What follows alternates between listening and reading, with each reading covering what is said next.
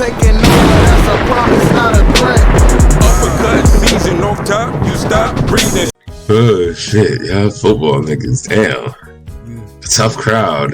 It is, yo. Hey, yo, what's good, y'all? Welcome to another episode of Real Talk, where, as always, if shit's real, we talk about it. I'm your host for tonight, Pat Scorpio, New England representative, and as always, I got my man with me. I'm gonna let him introduce himself. Yo, what it do, man? Shuttleworth the guy, aka the GOAT artist, Mr. The World, still a op. Let's get it, ringgangradio.com in the building. I mean, aka LB, lot of Del Boss, you know what I mean? Because niggas no Shutter, niggas no LB, so, you know, I'm both, you feel me? But yeah, we here Thursday, remix edition. We here reviewing music today. We got a good show lined up for you, so let's get it. Yes, sir. Ringing in the house forever and always. And as always, I got my other man with me. I'm gonna let him introduce himself. It was Flash, conscious pilot, the West Coast Avenger, #1 contender. Preparing for liftoff, Destination Green Radio. Let's fly, baby. Let's go. This nigga, fly, man. This nigga. Yo, shout out to guys fly. Yo, he says elevating above the cloud, yo. But when he does that, he throws my whole shit off, yo. Pause, like, you know, what the fuck? Yeah, it's just mad unexpected when he does it, though. But hey, yo, a trademark is a trademark. You dig? So, but yeah, and shout out to King P. You know, King P is actually in or somewhere in Orlando, I'm assuming right now, because you know he will be in the house for the Hitchens to pay the card. That's on Saturday, and you know he's been getting a lot of content and stuff that will probably be posted up later. You know, probably hopefully later tonight or in the morning or something like that, though. But yeah, we do have the interview with Sandy Ryan up available on our TikTok platform, as well as an interview with Austin Ammo Williams that's available.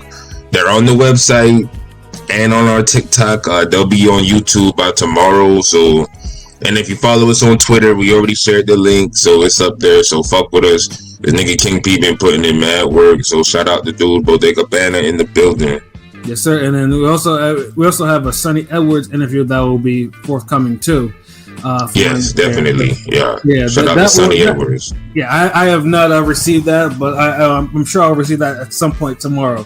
So right now, you know, King P right now got invited to a party by Sonny Edwards. So yeah, you know, P's enjoying himself somewhere in Orlando right now.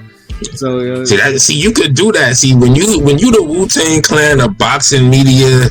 You could do that. You could drop so you could drop a podcast while another nigga handling business, you know, interviewing fighters and at parties mingling, getting shit done, and you have another nigga in another country, another continent working on some animation shit, you know, that's gonna come out later.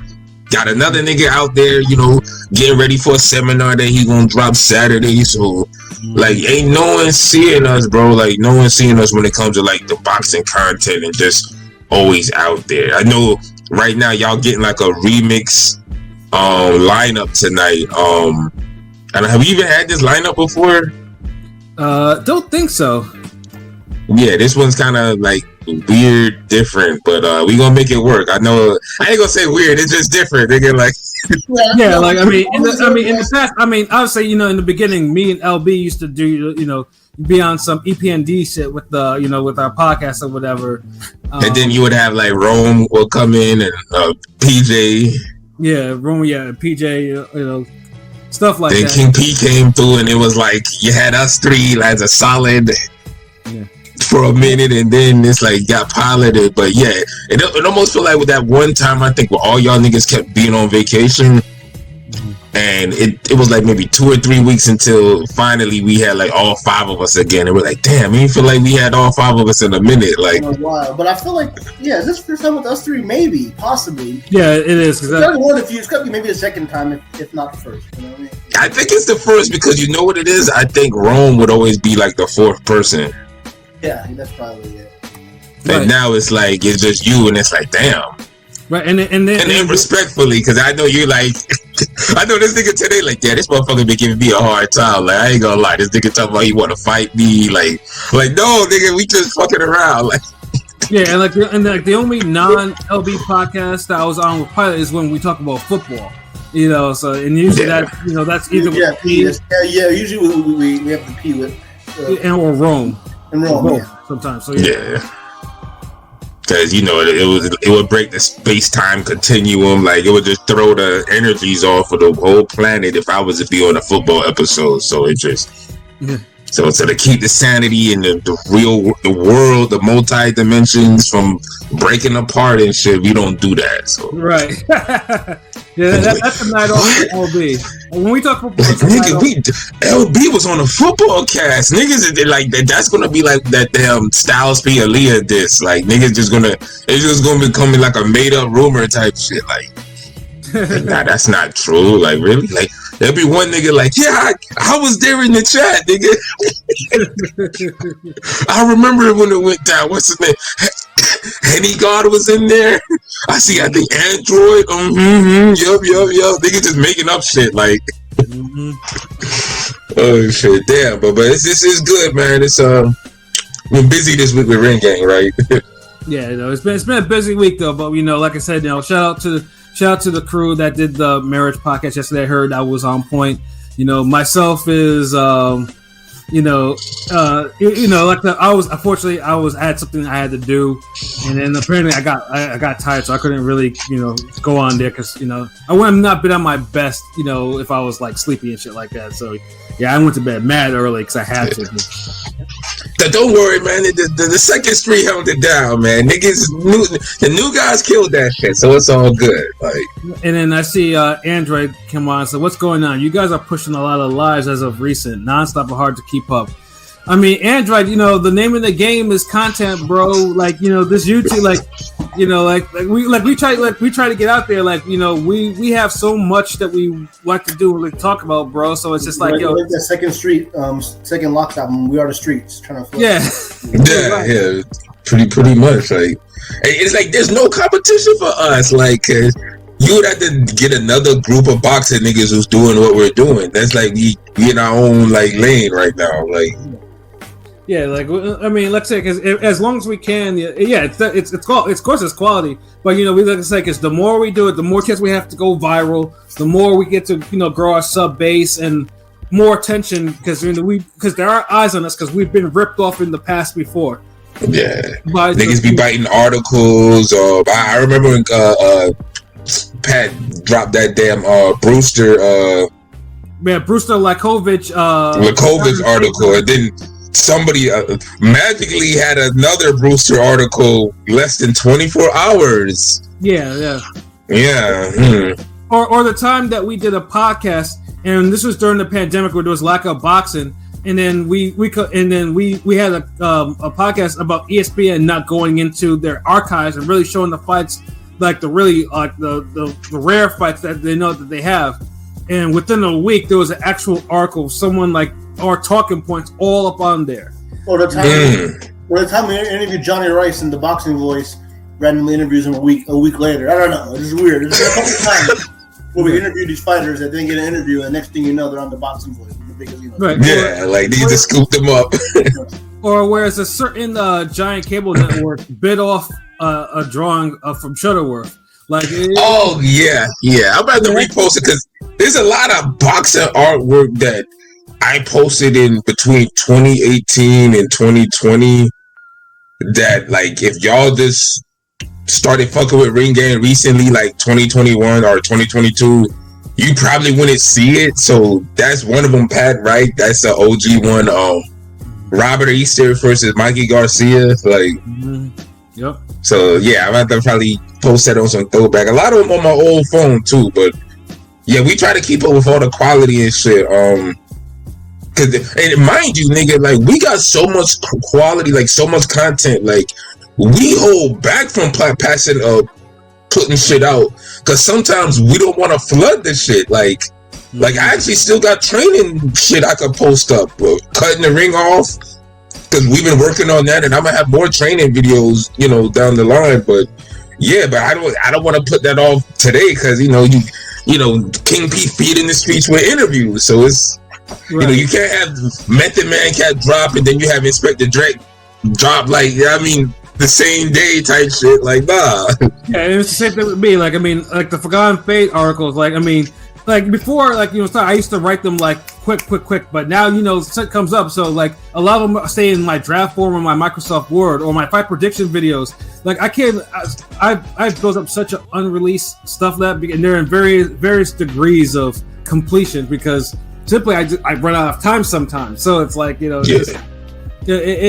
happens. It's just like it be like that shit. I'll even say if anybody who out there listening and you do like animation, you draw, or you're good with computer graphics, like holla at us. Like we definitely, you trying to get your shit seen and like you trying to like work on some shit, because we definitely could use somebody to damn help with the load on that shit, because motherfucker, it be getting tired of drawing and coloring all this shit out here. Like because we definitely could put out more content in that regard. So yeah, if you on that shit, then yeah, like drop a message, holla at me, whatever. If you on Discord and holla at Pilot, he'll let me know any of these niggas. But yeah, that's how it be. Like we try to fuck with everybody, but I think we got more people gonna come in the chat. We kind of chilled for the intro, kind of warmed us. So y'all niggas ready to go in? Yeah, nigga, we ready, my nigga. Yeah, shit. See, I ain't see Deontay Jones, and he got all the music niggas. I was kind of waiting, like. But fucking Android in here holding it down. John La with the GOAT comment. Yeah, Nas a GOAT. He'll GOAT. So yeah, let's get it. Nas Magic 3. Yeah, like pretty much. I mean, that shit came out. I mean, I didn't even know they were really working on shit. But then all of a sudden, I was on the Kali. Shout out to the Kali, and I was reading the thread like Magic 3. I was like, put out because Magic 2 didn't come out just not that too far ago. So it's like, what the? I was like, he's dropping another one so quickly. And and I think the whole thing is to drop it on Nas's 50th birthday. Like, goddamn, like, see, it's crazy. Yeah, hold on, he's 50? He's that old? He turned 50 this year. Like couple of like last week or something. Right? Yeah. All right, so now I still feel young then. That's cool. Like, too many niggas be making me feel old. So that now it's like, oh, now it's 50? Goddamn, that nigga old. Like, all right, I'm good. Like, old ass nigga. Yeah, Nas, yeah. If my thing, because when you listen to Nas since you were, I listened to Nas since I was a fucking teenager, so it's like in the '90s. So it's just like, goddamn, like the motherfucker is like, it's 59. I mean, of course, now you're seeing rappers that I came up with like the 50s and 60s now. So it fucks with you sometimes in a way. But how many of them are still putting out this quality of music? Like, yeah, that's the thing. Because usually, a lot of old rappers, like as they get older, they sometimes they lose the smoke from the mic. It's not as vicious. Some could turn it around. Like, I think the last time somebody went on a run like this, and they were just dropping like fire music for like a good little hot minute. And I know y'all niggas, I'm on the wrong podcast with you motherfuckers, because y'all gonna be like, the fuck out of here. Juicy J.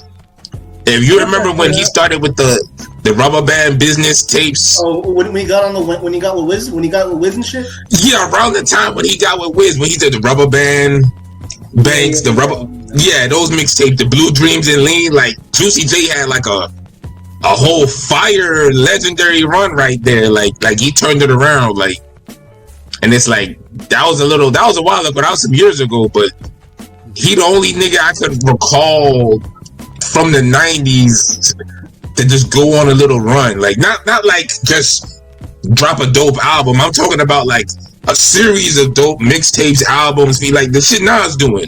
Right, exactly. Yeah, there's only a handful of them niggas. I think Ice Cube had a dope album. We didn't get to review it, but we all listened to it. Fire. Yeah, that was the one I raved to you about, because that's the one I told you, this was kind of tough. Hip hop's the one genre of music where like it's looked down upon to be old. Like it really is. I mean, like, because I stay in like group chats and there's young cats that listen to that bullshit, and they're just like they disrespect the older heads, and it's like I'm kind of blame media for that too, though. Yeah, it could be the media, but I'm just. Hopefully we could change that a little bit with the constant respect we have and shit. But I'm saying the legacy acts don't exist. I mean, like us will go to concerts to see who we grew up on, but it's looked frowned upon for. Yeah, I feel you, but you see the legacy acts are selling. It's the new niggas who ain't selling. Yeah, that's true. That's true. No one wants a tour to see them motherfuckers. People can say their fans may not have as much money as the older fans, but fuck all that shit. Nas is down. I think Remember I said last week Nas was down here at the Hard Rock. Like now he's up there, I think, Orlando, Tampa, where King P at. Yeah, Nas and Wu-Tang are touring. They're touring the world right now. I mean, they're touring in North America. Yeah, I think they doing Florida right now. So it's like, okay, word. So they're going to be in Vegas, I think, like literally a month from now. They'll be in Vegas. I'm trying to hit the help. yeah, these new niggas, man, like y'all ain't got the catalog like that. It's like the music is so microwave. Like that shit just don't last like that. Quickly. Yeah, but don't tell them that. It's like, well, you guys got some old. You can hear Rome. It's like, shut up. Nah. See, y'all ain't gonna say that with Rome. Like Rome, y'all know is on. Or there's a different breed. That nigga top 5. He ain't on the damn. He one of the rare young niggas who give people a fucking give the legends a chance and shit. So nah, like y'all say that for some other young niggas. Nah, y'all ain't gonna say that to Rome. Nah, fuck that. Oh, it was that Sukihana shit that he was talking about. Look, dude, look. This is okay. Yeah, the Suki Red shit and the Suki and the Sexy Red. I'm fucking up the names, whatever. But this is same nigga with ranting and rave about Cannabis album, DMX first album, Snoop album, the Ice Cube album. So it's like, nah, like, nigga could get their little bullshit music on shit. Yeah, but niggas still respect the greats, so it's all good. Yeah, no, but he been having his moments though. But niggas want to see a spinoff with y'all too. Like that's the word in the streets. Yeah, because everyone has heard, because I think most people now who listen to me for a while know Drake. Oh my god! Yeah, know what I go for with my music anyway. So it's like, gotta have some bars and Nas shit, and of course, like I said, Magic 3 is like the culmination of a 6 album. It was 6 albums, 6 album run with Hit Boy, and like I said, and like I said, when we reviewed Magic 2, I wasn't. I mean, it was cool, but Magic 2 was the first album that felt like it was kind of, there was a whole bunch of leftover tracks or whatever. It just didn't hit to me like that. Like, it was cool, but it wasn't hitting. Magic 3 though took it all the way back. It's funny though how the third album's like KD3 and this, it's like all of a sudden it's like, god damn, those might be the best out of the series. I mean, and we can get into that part a little later or whatever. Yeah, we will. Yeah, but Magic 3, good lord, like that shit was like, and it came out of nowhere, and it's like, man, talk about some clean ass production. Like that shit sounded clean as fuck. Like I'm like, damn, like this. Did he get like a ghost producer in here to clean up this shit? Because I was like, damn, I know. No, I don't hear about Hit Boy. That nigga was right, Hit Boy. Fuck this nigga, yo. Like the beat was cool, but it sounded like it was like clean, even for him. Like it was like, whoa, classic. Damn, like this is... Nah, like dude, Nas ain't never rap on this high level of consistent quality production in his life, yo. Like, I mean, he's had to, he had a Q-Tip, the Primo beats, yeah, he has some fire beats, but not like this. Not consistently for 12 tracks or 14 yeah, like come on, man. Like Hit Boy, Hit Boy definitely like raised his game up and leveled up. It's like putting a legendary boxer with like a good up and coming trainer, and these niggas want a belt or some shit. Like that's how it kind of feel. Yeah, that's a good point. Like give me like a damn, there ain't no legendary boxer right now I can really think of. But some shit like that. Oh man, but yeah, no, Magic 3 was just it was just out fucking standing. First because I did a skim, because I always like to do, because usually when that shit comes out, I mean, it's always a skim. And I'm like, because I always say like the real test for me is when I listen to a car when I'm riding to it. By the way, I still need to listen to that other shit you guys I think Rome was like telling me the Trippy Red, yes, nigga, fucking playing with us on that shit. He was asking about that the other day. I'm about to be like, all right, man. Yeah, it's not like I'm not, but I keep forgetting to do it, and it's in my fucking list. It's because it's like I'd be forgetting. The mansion music, just wait till you go to the gym, pull it up, and just let it run, and you'll be ready to throw niggas over cars and shit like you normally do. Word. You know, but yeah, this and the Diddy album, which the Diddy album probably won't be reviewed, although I enjoyed it. I'm hearing people loving it, like the whole R&B vibe and all that shit, but yeah, I'm straight. Yeah, but that's not the podcast for that. You know, I mean, maybe we love R&B though. We still gonna get y'all niggas on that. Don't. We keep our promises. Yeah, no, we dig in the crates for the R&B. Like, we know the samples and shit. Like, that these rap niggas use. Like, we know these samples, so it's not like we're very familiar with the shit though. But Magic 3, man, was just like, good lord, like, how you 50 and you sound so fucking hungry? How you still sound hungry? You've been in this game since like 90, 91, and you're still sounding hungry. Like that, like you a millionaire several times over. Like, you don't need to rap. That's the love, man. The love that y'all niggas can't seem to find in y'all relationships and marriages. Nas has that with the art form of rap music, and that's what you get. Like, this is the outcome. Like, yeah, like. He said a few years ago, I'm gonna be rapping until I'm 80, and I was like, but now I believe it. I mean, shit, like, if he's rapping to 50, you're gonna be rapping. When you love it, you can do that. Mm-hmm. And he love it. That's why niggas so always harping on the young niggas in the game that don't seem like they have a love or the respect for the art. Passion for the craft. Exactly. Yeah, exactly. That's good. Like, passion for the craft. Like, yeah. And we complain about boxing, we see it in hip hop too. Like, like the equivalent of a nigga damn doing this on the mitts and doing all the little bullshit is like a nigga like mumble rapping. Yeah. Yo, facts. Oh, salute! What it do, Henny God? Nas is the GOAT. Nas is edged out. Cube is number. Shut the fuck up. I'm not even gonna repeat that. And you on the West Coast, nigga? You should be ashamed of your motherfucking self, nigga. And you light skin, nigga? How dare you? Like, you my nigga though, but damn, bro. Like, shit. Nas ain't never made no fucking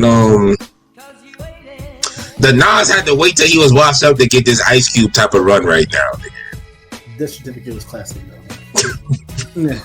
I love this. Oh shit! But Nas not like this part of Nas' career is really elevated him. Like, yeah, like he is arguing number one. Nas is like, I mean, I'll argue it, but I'm not gonna be like mad arguing though. I'm not gonna be like, yo, fuck you, nigga, you wrong. Like, I'm gonna be like, nigga.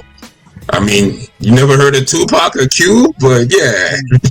I got Jay and Nas one in A, one B, but whatever, it don't matter. Who cares? He said, "Tell Cube make some more fire." God damn, nigga, what? Like, the nigga trying to save America, bro. Like, god damn, like, really? Tell Jay to make some more fire. Because in my book, Nas and Ice Cube has made more fire in this later stage of their careers than Jay-Z has. That motherfucker still be putting him as one. Oh yeah, though. I mean, that's a given. I don't think Jay's last real hot album was American Gangstin'. That's everything else after that has been years ago. Oh, the Jay Electronica duet tape, yeah. Oh yeah, that's what that was actually a surprising return to form for Jay. Well, but but that's the thing. Compare that to like the Ice Cube's albums, fucking Nas albums, Juicy J run. Like, this nigga, like, Jay-Z did the least amount of heavy lifting for like the past your prime run. Yeah, well, I mean, it's like Hopkins terrorizing light heavyweight until he got the Kovalev, and you comparing that to damn fucking damn, I can't compare that. No, I mean, I like 444. I'm a Hova guy, but 444 was good. And every time Jay-Z drops a verse, every time Jay-Z drops a verse, I don't like the verses that much, and I got Hova as my GOAT. The timeline's all about Jay-Z's killing the verse, and I don't think it's the greatest verses. I have to pick any verse out of. He be having some dope verses, but yeah, I agree. Like, this nigga Jay been mid-tier for 10 years plus. Facts. Oh my god, facts. And then remember Kanye, damn. Fucking moonwalked all over his ass. Kanye didn't write most of his lyrics. I saw that tweet. No, Kanye didn't write. On that Watch the Throne shit? Oh my god! Like Big Sean's writing that. Big Sean and Pusha and Sci-Hi was writing that shit. So I'm not gonna count. Yeah, like get out of here. Jay-Z ain't no 1A, 1B, nothing, nigga. Like he's a full like numeral behind niggas. Fuck that. Yeah. I mean, remember Magna Carta trash ass album, like nigga. Yeah, that was a I mean, cause I think just creatively, I think Jay just ran out of things. Like I said, the Jay Electronica shit was just the fucking Carter's album, the Beyonce duet, nigga. That was trash. Like, that was really like, come on, man. Like, I don't think I even finished that shit. That nigga averaged one hot album every 10 years. The irony. that's the whole irony of that shit. Like, wow. But y'all got the first song up. Let's get to it. I got it. Yeah. So the first song is Fever. And Fever was fucking. This is a 10 to me. Like fucking everything about this shit. Like the shit came out. It was aggressive. Usually, like Nas was like. And then shout out to the Represent hook being on that shit. He kind of brought it back on that one for me. I was like, okay, represent. I was like, okay, that's an Illmatic nod right there. So, yeah, that shit is nothing but a 10 for me, bro. Pilot. It was an 8. I'll give it an 8. Good opener. I'll give it an 8 too. Oh damn! It was aggressive. I fucked with it. Like it set the tone. It didn't blow me away, but it let me know the album, like, we was in for a treat, like, we was in for something. So, yeah, good little opener track. Yeah, I give it an 8. I thought you'd, LBA, you'd give it a high. I know Pilot sometimes, he'd be a, but I thought you'd give it because you like your aggressive shit. So I'm thinking, like, Nas was spit aggressive shit. Like, bro was really... He was, but the beat, I wasn't the beat was cool, but I wasn't, like, a fan of the beat like that. Like, yeah, I hear you. That's probably why I'm looking at it like, like, cause I look at like the album kind of took a while to heat up, like, and then it just went next level. Right. Yeah. All right, cool. So 8, and 10. So I guess I'm the only one who really. I mean, it's cool. Like I said, I mean, 8 is what I mean. I guess it just depends. But yeah, no, it's still hot, nigga. It's still dope. Like it is, nigga. Like you're damn right, it is, my nigga. Of course it is. And the 10 is like for the tracks that are undeniably your favorite. Like, oh yeah, there's one. I mean, there's one track there, and I'll get it when we get to that. I'll just wait. That's definitely my favorite. There's definitely some 10s on here, nigga. Shit. Well, there's plenty of that. Number 2, TSK. Pilot, what did you think? I give it a 7. Again, the first couple tracks to me didn't really give me that. Maybe I'm just a little burnt out, like I mentioned before in pre-production. Maybe I'm a little burnt out, but it kind of gave me a little bit. It was cool. It was a cool track, good production. I was rapping, but it was a 7 for me. What about you, LB? From what I recall, it was because I didn't really like. I felt the first 2 songs, but they didn't like. Whoa! But I knew it had me interested. So this was about an 8. This is another 8. Yeah. See, I mean, I thought TSK was kind of intense or whatever to me. So I mean, it was. I mean, I was debating between a 9 and a 10, but it's probably more of a 9 for me. I was not because Nas was spitting on that shit. So I was like, okay. The beat didn't aggravate me the beat didn't piss me off or whatever, but it was just like something about this shit. I just okay, I fuck with it. It was. I mean, and if I listen to it like more, it might turn into a 10. But I think 9 is a good score for that for me. Word. All right, number 3, superhero status. LB, what'd you think?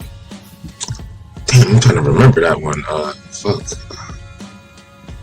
I think this was the turning point where I started to fuck with the album. Mm-hmm.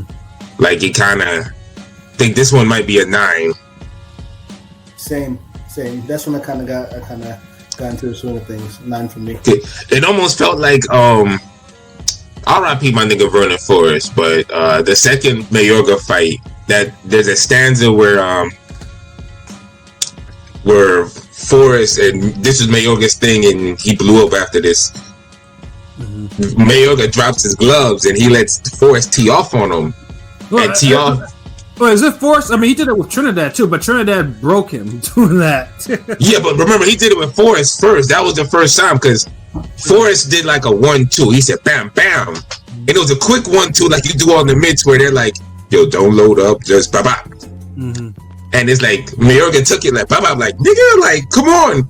And so Forrest was like, the fuck? So he threw another quick 1-2. And this one was like intermediate, like it was a little harder. Right. And Mayorga was like, nigga. So this nigga Forrest threw like another 1-2. Now this 1-2, he kind of really sat down on it. He was on some like, okay, nigga, 1 motherfucking 2. Mm-hmm. And Mayorga really had to eat that one. So like, and after that, like he kind of broke his spirit because that nigga was running around the ring after that. But anyways, but point I'm trying to make, like, the first 2 tracks were like them first 2 1-2s. They was like, they cool, but when he threw that third 1-2, that's what I knew. Like, yeah, Mayorga crazy. This motherfucker got a chin. You just let a nigga throw 6 punches on your ass, and you up here like, yeah, like. Right. So yeah, Superstar, yeah, 9. Now the album started getting there where it's supposed to be. Yeah, and I gave it a 9 too, man. Cause I love the hook was like all the hooks were different, and the vocal samples. I don't know why they were working. Usually, I'm not a big fan of songs that really go too crazy with the vocal samples, but it worked for that song. You know. Oh, so shout outs to Rob, yo. What it do? I kind of fucks with you. Yeah, y'all could definitely do that. I like that whole concept. Like you can review it with us. Like I fucks with that. Like he had the first song. Oh no, what you about to say? I'm sorry. Oh, shout out to Rob. Yeah, shout out to Rob. That's all. Yeah. Salute. 9, 8, 9 for you. Yeah, like I feel you on that. Yeah. Yeah, and definitely Henny got this. Magic 3 is better than Magic 2. Like that. There's no question there. Yeah, it is. And I fucked with Magic 2. But the 4th track, I Love This Feeling. Yo, this was my favorite fucking song in that shit, bro. Like, they gonna love you all through the morning. Because you know when I'm inspired to sing with the nigga or sing with the nigga's vocal samples, then that shit is hot to me. Like, I'm driving to it and I keep on hearing that shit, and I'm over here like singing that shit at the top of my lungs. Like, it's like, okay, this is like, Nas killed that whole song was like, that shit is a 10. Like, that was a 10. That's how I know it's Hit Boy, but the scratches and the sample, it felt like a primo track. Yeah, I was just 10. Yeah. Now he's cooking. Like now he got the 1-2 off. Now he's getting left hooks in, nigga. So yeah. All right, number 5, No Tears. It's my favorite. Oh, that's not it. Yeah, this a 10 for me. Like No Tears, like one of my favorite songs on here. Like I love the beat. The beat is what blew me away because it has this atmospheric, ethereal, ominous feeling to it, and it kind of just builds. And then when you get to the chorus, it's like, I'm here. Like I climbed up the mountain. Like it's powerful. Like when niggas say like powerful music, like this is what I'm trying to hear. Like when a motherfucker's like, yo, he made a powerful ass song. Like here, like I know the lyrics weren't crazy, but it just the whole feeling he had in it. And he was spitting on this. I love the beat. Like I didn't know Hit Boy he had this type of versatility with him. Yeah. The lyrics for Nas, they're somewhat light for him. Like it looks like these is like he playing around or like he was flowing because the baby like but I get it. But for some reason, it just worked, and I love Rob. Yeah, the drums were crazy on this shit. It just had so many elements to the beat. It was the little that just fire up. It reminds me of this other song I just heard recently, and I'm not trying to digress too much or whatever because it's still hip hop. I don't know if anybody's seen the movie Talk to Me with the embalmed hand horror movie. No, it's a dope movie. It's on my. I have it ready, but I haven't. Like I said, I have so many movies in my queue right now in my media hub. Like I have it. Like I've heard good shit about that movie. Okay. Well, the soundtrack to that movie is actually fire. Like I give the movie an 8. Like it's a good concept, good, got to see a black girl be the star. So black people, we killing it in these damn horror movies this year. I'm just letting you know. Yes, but at the end of the movie, there's this song that plays during the credits, and I was like, yo, this just kind of fire. I think his name is Sadistic. I think the moon smiled at me or some shit like that. But the beat is similar to the Nas joint, where it kind of just it builds up, has an ominous, ethereal feel, atmospheric elements. It doesn't have the drums, but it just kind of builds up, and even has a beat change, and so it reminded me of that. So it's like, wow. So yeah, the 10 for 10 on that song. And just the comments real quick.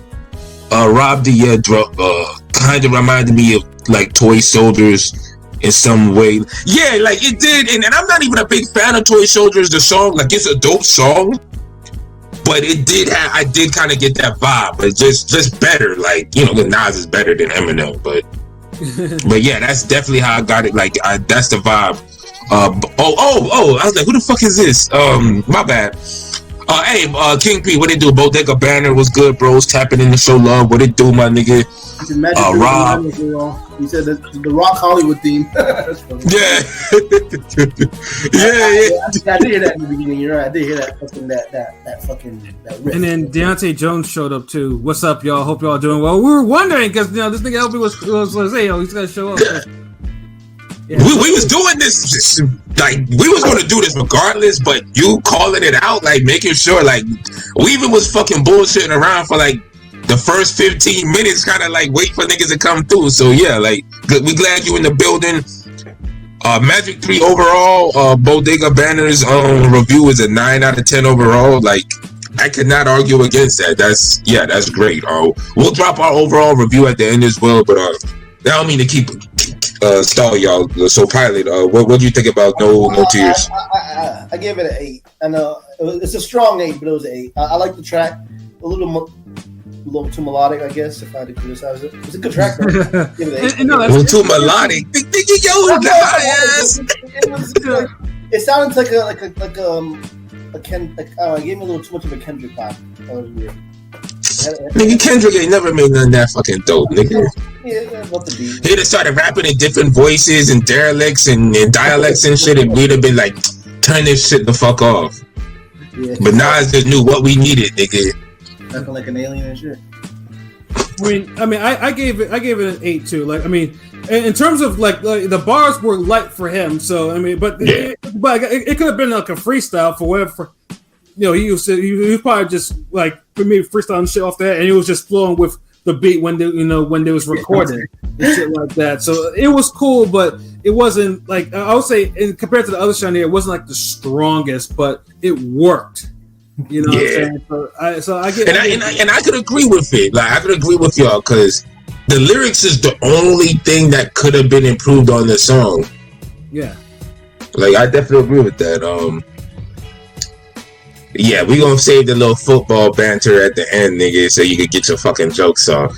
Yeah, respectfully, that's this nigga you talking, not me. I don't give a damn. Like, yeah. But Deontay, Trayvon Diggs out for the year. That's a big blow, bro. Your number one corner is out. Well, no, I'm not. No digression, because because next time, hold on, Pat. What did you play? 8. So the next track was the Wayne one, right?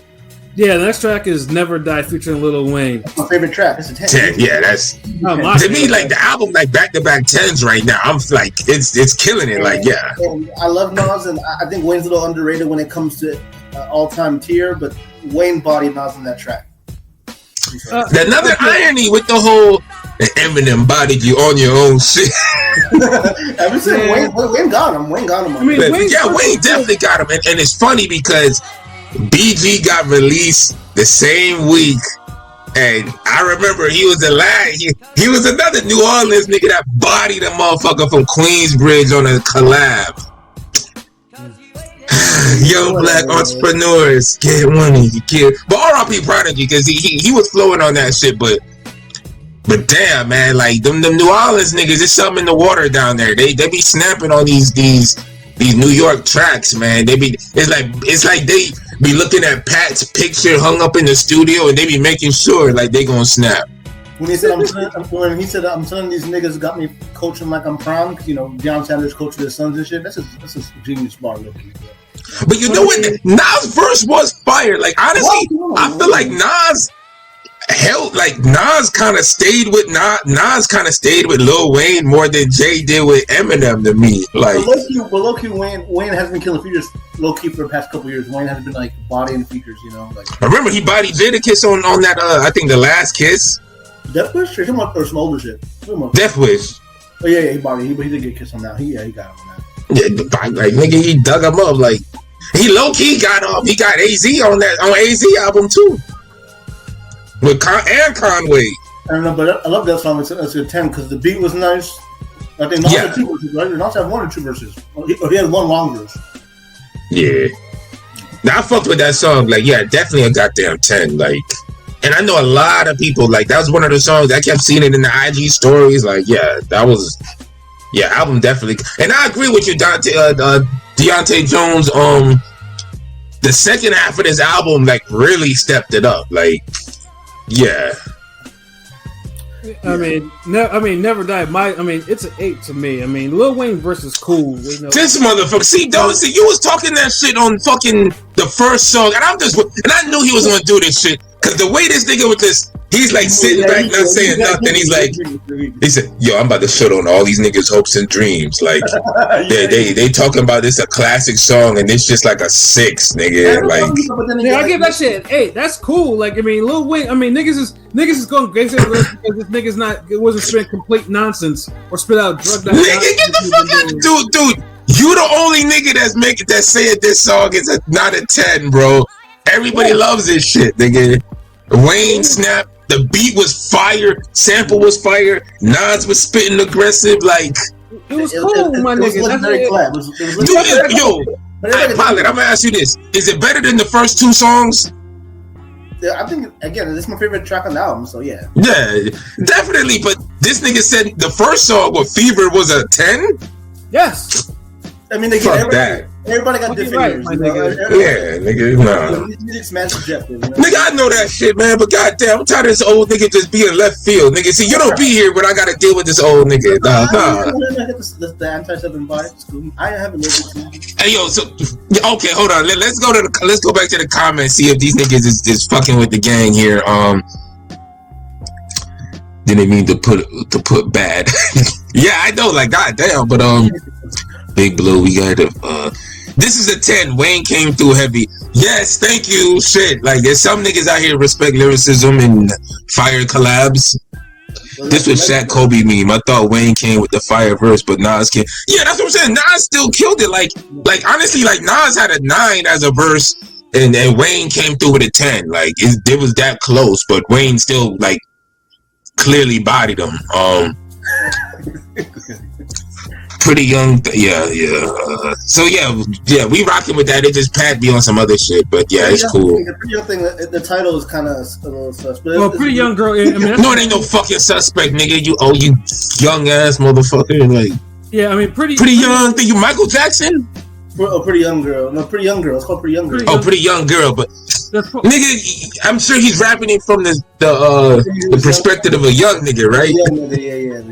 Yeah, Pretty Young Girl. I mean, that's the next track, anyways. And I mean, when I listened to this shit, I was like, "Yo, this is a better Big Girl from Nostradamus." Like, that's the first thing I started. Yeah, and it's actually a lot better. Actually, I mean, I think I gave that a. I didn't. It wasn't a bad song, which was surprising. I was like, "Damn, like this shit is like." I think I had that as like a 9. I was fucking with that song. I give it a 9. I give it a 9. Like, Pretty Young Girl. Little sound. Yeah. I think I just realized I settled on a 9 too, because it was not. I was like, damn, like this shit was better way better than I thought it actually would be, my nigga. So that's why I was just like, oh shit, okay, like Nas made up for that Nostradamus nonsense. So with that one. All right, see, the next one is the Based on True Events Part 1. That shit was a 10 to me. Like, geez, like the storytelling went crazy on that shit. What about y'all? Yeah, I fucked with that. I'm trying to think, it was either a 9 or a 10 because I like the beat for both of them. And also there's also the $500,000 mention that when he meant, that was like. Yeah, I was like, yo, shout out my nigga $500,000. Like, yes, like I appreciate. Yeah, it's a 10 because of that. Fuck it, 10. I'm gonna give it a 9. Sorry, give it a 9. Ain't nothing to be sorry about. It's a fire track. Like, shit. The next one, the one after was better, which is a 10. So that's why. Like, honestly, that's why I feel too. Like, I felt that too, but. It can't. I mean, we got 2 back-to-back 10s. Yeah, the first one 10. The part 2 one was easily 10. That shit sounded like it could be on It Was Written or I Am, nigga. Like that shit was. Yeah, part 2 was mad. I could definitely see a 9 and a 10 on that. You know what? Fuck it. Yeah, it is more like a 9 and a 10. Because it got better. Like. Yeah, it was. Mine's is a 9 on that one. Yeah. Mine was. I mean, I thought part 1 was a 10 too, because it was just like, but part 2 was just detailed as fuck. I was like, damn, like, was this left over from It Was Written? And I think part 2 had the slightly better beat, although I fucked with both of them. Yeah, the beat was a little more, intricate of a little more. Yeah. Yeah, I mean, either way. What it do, Kang? Yeah, either way, Son, I keep fucking that name up. My bad. Yeah, either way, like 9 or 10 for those is all good. But yeah, I give those 2 because I was like, god damn, like them shits was like, this shit went crazy. Let's see, track 10, Sitting With My Thoughts. Pilot, what did you think? For the second one, right? No, number 10, Sitting With My Thoughts. Sitting With My Thoughts. 8. It was dope. It was a dope track. I think not the song. It could be a single type of thing, but it wasn't really not my full vibe. I don't know. It was an 8 though, just because it was coming. Just because he had 4 really 10s and 9s in a row. You know what I'm saying? I can't be too generous, nigga. Give it 8. See, I hate how the nigga get. It ain't nothing too generous, motherfucker. Y'all be the niggas that score a fight. I explained it before. Damn. It was a single vibe. It was a single. It was more of a single-ish vibe. You know what I'm saying? But it was 8. You just sound like a judge that's going to be on the Canelo fights coming up. Like, I mean, he's been countering him and pumping the jab. Damn, this the best Mel's looked. Fuck. Pilot Moretti, you know what I mean? Yeah, Pilot Moretti. Like, damn, nigga, like. Yeah, let's see. Yeah, I gave it a 9. I thought it was like I thought it was a real cool reflective track, and especially I love the Nipsey Hussle like dimension and shit like that. Like, it was just like, I thought, okay. They mentioned Nipsey on the last album too. Mm-hmm. Yeah, so I was like, this shit kind of like because you were able to get lost in the song because so I can dig this. So that was why I gave it a 9. I mean, what did you give it? I think I gave that an 8. 8. And then I was like, just for the record, like, I didn't really get a chance to re-listen to the album today. Whenever we do these music podcasts, sometimes, they're done in the mix. Like, they're done, like, in a way where we set it up for, like, a week in advance. So it'll give us a whole week to listen to them. Right. So I listened to the album, like, 2 or 3 times when it came out last week. I think I was the first one in Ring Gang to listen because I was like, yo, like, y'all gotta hear this shit. Like, yo, y'all gotta hear this. This fire. Da da da da da. So, certain songs stand out to you, and then some, it's like you might be a little hazy, but you kind of go off the first memory. And this one was more like an 8. It was still a good song, and they kept the momentum going for the second half. Mm-hmm.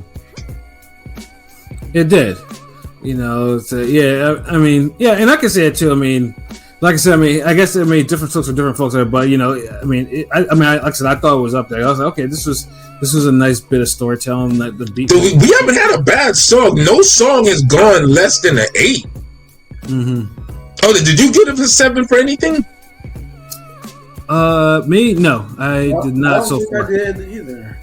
Yeah, that's what I'm saying. Every song has been like 8, 9s, and 10s. Like, I remember I told y'all the first couple songs were kind of enemy, and I think only give it like 8. I don't even give it a 7. Yeah. And even then, dude, see, that's when you know you're at a level in music and just creativity, whatever. When your weak shit is still an 8.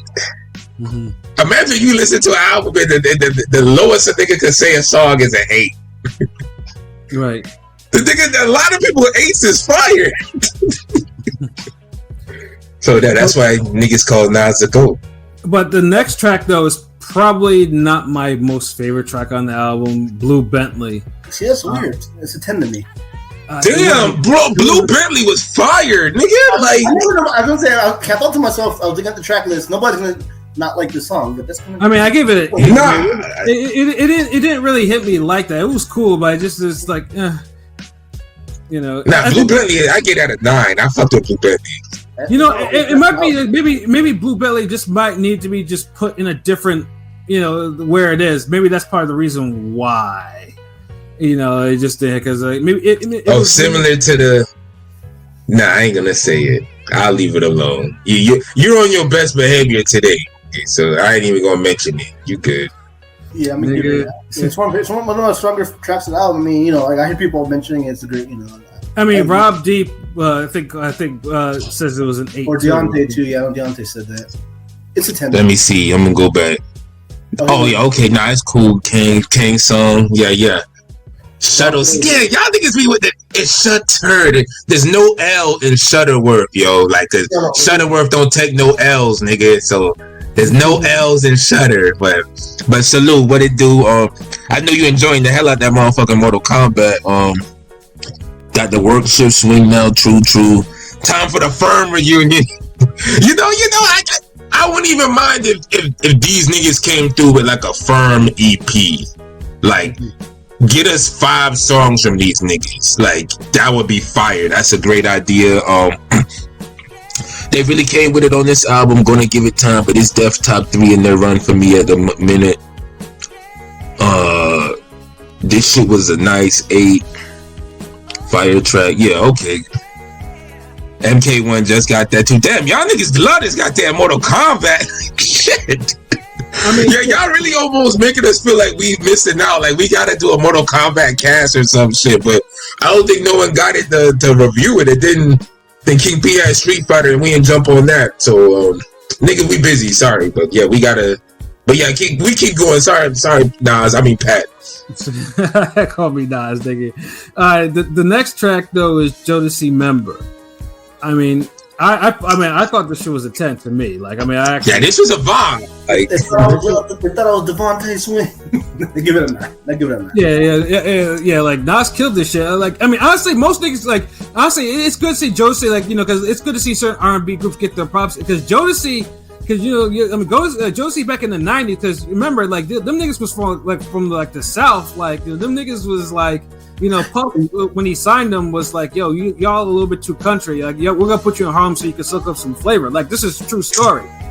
No, wasn't Punk and Genuine and all them, though, Timbaland? He was basically shouldn't nine them niggas? Yeah, pretty much. Yeah, Josie, like, I mean, them niggas was like, they were talented. Yeah, I was a little young, so I'm more of a Boyz II Men, Drew Hill guy, you know, like All For One even. But I do respect Jodeci what they did. See, yeah, Jodeci, they were the ones, you know, with the, you know. See, Jodeci made music for fucking. Yeah, and I was like 16. See, Boys in the Hood, Boys in the Men was all that lovey-dovey, like hold your hands with your mama type shit. like that's cool. How about Drew Hill? What do you think about Drew Hill? Now Drew Hill too. Drew Hill was like a little in between. Like there was both. Like you had some damn Drew Hill bangers. Then you had some. Yeah, Boyz II Men with 3. You can listen to with your folks or some old people because they made like that. They always have Motown Philly because you know Motown Philly is a classic like debut song though. Like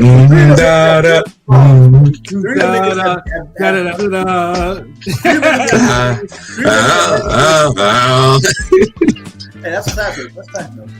Yeah, that shit.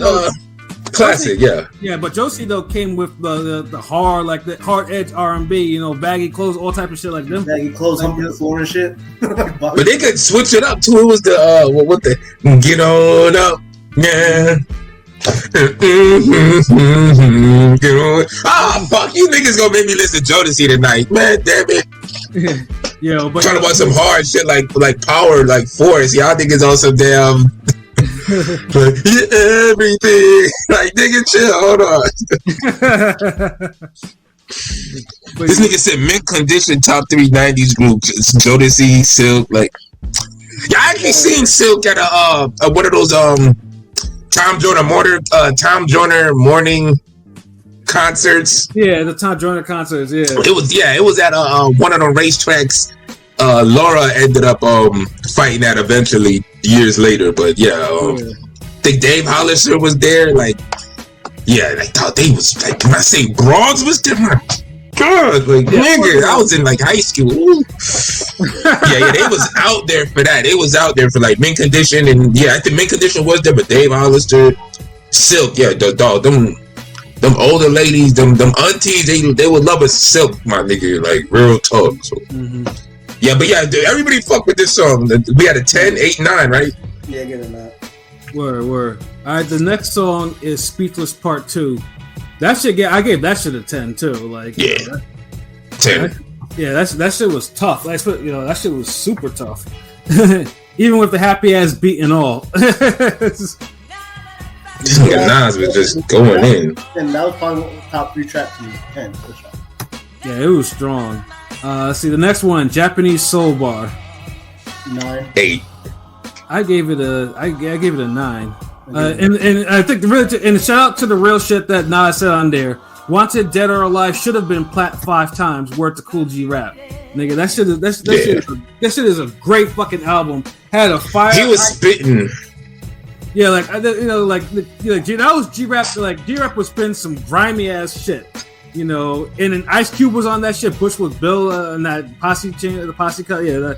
Niggas need to know about. Look, this is a streaming era. Stream Cool G Rap, Wanted Dead or Alive, and soak up on that raw uncut game because G Rap was G Rap bodied that album.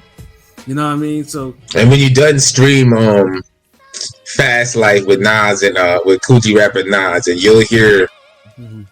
Literally a top 20 hip hop collab of all time.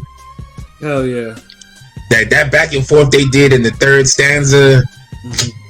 The fake ass R. Kelly niggas singing on the hook. You guys make it happen. Buying all get this money, yeah. I mean, lifestyle exquisite, like a blizzard. That was fucking flowing. Yeah, my bankrolls got the cops coming in plain clothes.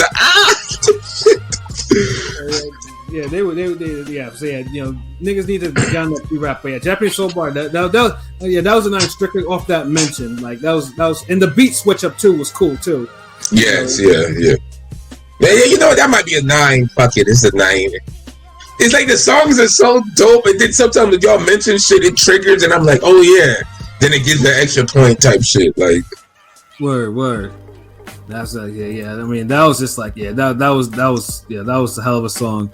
Which comes to our last and final song on the album, 1-800 Nas. Is it Nas and Hit, or it must be Nas Hit or whatever? Yeah. And I thought this is either a 9 or a 10. This is a great closeout. It was like the vocal samples was dope too. There was a lot of reflection because basically it was a song that's pretty much summed up the 3 years of shit that he did with hip hop. Yeah. And some of the shit that that this actually might be one of Nas' best albums, like in his career, really. Yeah, honestly, that one was a 10. Just how it closed out, it was just 10. It's like a perfect summary. Like that shit deserved its 10. Pilot, what about you? 10. Yeah, strong way to close out. Will probably be their last collaborative project. Maybe album EP. I mean, I like I said, I was a little burnt out after everything, but it was great. 6 projects in total, right? 6 or 7? 6 projects, man. Yeah, I mean, you can't complain. This was a strong ass fucking run, man. I honestly, I think this is the, like, Rob, you're right. Like, when I was done listening to this album, that's how I felt. Like, I think this is the best one out of, like, me personally. I feel like the Magic series was just better than King's Disease. Like, I felt like King's Disease was more for like him trying to get like newer fans. Mm-hmm. And pay homage to like the old fans and like the old, like, so he would try to have like firm elements and this, that, and this collab. So I get it, and it worked better on 2 and 3. Yeah, and collabing with some of the new niggas too, like which was on KG. Yeah. Whereas Magic, it was like, yo, we just making magic, and if a nigga get on it, he on it. If not, it's cool. It just we locked in, and it just came out better. But overall, what y'all get the album? Shit, we'll rate the album overall first before we get too reflective on it. I mean, I'm pretty sure my average would be somewhere between like a 9.5 with the scores I gave, but it's it's since we don't do 0.5s in this motherfucker, man. It's a solid 9. Like it's because with my scores, you could have said 10, and I wouldn't even argue, bro. Yeah, it's a 9. It's a 9. I wouldn't be mad at a 10. If it's an 8, that's a questionable 8. Yeah, agreed, my nigga. To me, that would be like. To me, it would be like, yeah, this album probably just wasn't for you if you give it an 8. Like, God damn, to have an album that's an 8 and it wasn't for you, motherfucker. I wish hip hop would just make a whole bunch of albums that ain't for me. Then nigga, go ahead, make a bunch of albums for me. Then nigga, shit, like. Yeah, but yeah, I it's a 9. I agree. Like, technically, it would probably be a 9.5, 9.7. But, yeah, exactly. But it's up there. Like, you can even say 9, 10. To me, I might say it's one of my favorite Nas albums. It's up there with not I'll Behave, but it's up there with another Nas album that's not universally regarded as one of his better albums. I'll leave it at that. Like, y'all don't provoke me, please don't. I'm not, nigga. That's why I just comments too, nigga. Like, y'all chill, like leave it alone. Nigga, I'm leaving it alone, my nigga. So don't stop saying it, nigga. Also, I'm gonna have to say it. Did I be like, yeah? But yeah, it's really up there. Yeah, Rob. Yeah, strong is a motherfucking 9. Like, god damn, this is a strong ass 9. Like, I want to ask y'all. So, I saw some thread today. I saw some tweet today about what album is better between Godson and Stillmatic, right? Because for the longest time, I thought Stillmatic had higher highs, but in hindsight, I feel like Godson might be a better project from beginning to end, maybe, than Stillmatic. That's possible, but like, I'd probably say Stillmatic because of the higher highs. Now, let me ask y'all: is any of these 6 are they better than Stillmatic? Yes, hell yeah. Stillmatic is like damn near mid, yo. Really? Stillmatic's like a top. No, like it's. I mean, because at the time, like in real time, it was perceived as Nas came back like swinging. Yeah, like, but I can't put Stillmatic over Magic 3. Fuck no. Like, the only thing Stillmatic has that is competing with Magic 3 is Second Childhood, Ether, the intro, and Got Yourself a Gun. 4 songs. I'm a fan of You're the Man. Rewind. That's cool. My favorite. Rewind. That's cool. And for the there were a lot of like misses, like creativity. When he was rapping like Slick Rick, that shit was trash to me. I forgot what song that was. No, the Ruler. The Bridge is Over. Yeah. But I fucked with them. Honestly, you only really got like 5 songs with maybe 3 guaranteed. Like, and they're like maybe the first 3. Like, I feel like the production. Fuck no. Stillmatic is like. We want it, like, I feel like Stillmatic was something we needed to like so bad at the time. Because Nas was kind of, even though you're a fan of Nas, Nas' albums were kind of like looking shaky, baby, a little bit. Yeah. Like, I definitely listened to the previous album you named more than Stillmatic. Rob, Second Childhood probably argue a top 3 Nas song, I mean, top 5 Nas song for sure. I mean, I personally love Stillmatic. The only song on the Stillmatic that I hated was Braveheart Party. That shit was trash. Oh Lord, yeah. Yeah, so trash that Mary J was like, yo, after the first person, like, remove that shit. Like, what the fuck is Second Childhood is like a top 10 Nas song. So yeah, like, see, honestly, Stillmatic is like, Stillmatic is his volume 1. That's what I feel like Nas' Stillmatic is his volume 1. Like, that's an interesting way. Yeah. I mean, because honestly, it has like some of Nas' best songs, but some forgettable shit. But as an album, it got a lot of forgettable. Smoking, like, really? What y'all smoking? That's literally the worst smoking song I've ever heard in my life. Like, yeah, that's the worst. As a nigga who smoked, I can't. But I'm like disgusted. Nas came out with that song. Like, I'll never forget. If you remember the MTV commercial back in the day when I think it was some white dude and some other black dude in a record store talking about the album, and I think they was talking about Nas beats or the album on the song, and he was like, and I think one of them was like, yeah, the album was cool, and he's like, what, nigga, get out of here. He's like every song is fire, and he's like, you sure about that? And the nigga was like, what about Smoke? And he's like, yeah. Oh my! If somebody has that on YouTube, I don't know who these guys. It's so long. You're talking about 2001, motherfucker. So I'm like, I can't remember everything, but yeah, definitely. Because look, Ether is a top 5 Nas song. Yeah, Got Yourself a Gun is like one of his best singles. Yeah, that's up there. I love that fucking song. Yeah, Got Yourself a Gun video. Like intro, Stillmatic is like one of his best intros, first songs. Like Heart of a King. Like, oh my god! Like there was one point when that album came out, I would literally listen to the first 3 songs and then I would skip all the way to Second Childhood and then toss the CD out, put in Cormega shit. Nigga, like, or sometimes I'll let it get to damn The Bridge Is Over and then toss it out and put Cormega. Cormega to me, Stillmatic had one of the best closers with Poison. What Goes Around. That shit, because that's a boring ass song. That shit appealed to my paranoid mind state at the time, nigga. Like, fuck that. Dog, the realness killed Stillmatic. The realness, you would play that Cormega album straight through. More cohesive, the production, all of that shit. So yeah, fucking yeah, Stillmatic. I don't hold Stillmatic on the same regard as a lot of people.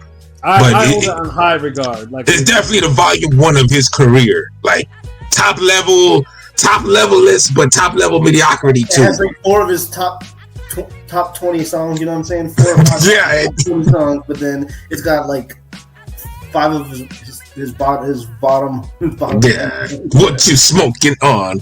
That Braveheart Party, like nigga. Yeah, no, Braveheart Party was just even. Nas always be getting the weakest AZ collabs. Actually, I thought that wasn't that bad in terms of AZ collabs go, but that's. It was okay, but compared to the one that was on AZ album, and with the boxing and references, nigga. Yeah. Hey yo, man, you know, I know you see Stacey Lattisoe out here, you know, and you see the new Stacey Lattisoe concert, you know, we everything got the flyer stallions out, like niggas, like you just wanted to boss up, hit the club after that shit, like yo, niggas. Yeah, exactly. Yo, Pat, grab the hose, let's go. Yeah, Braveheart Party just didn't fit whatsoever. Like nigga, that song don't fit fucking nowhere. It just don't even fit his career, like. Nigga, right. this don't even fit a Braveheart album, nigga.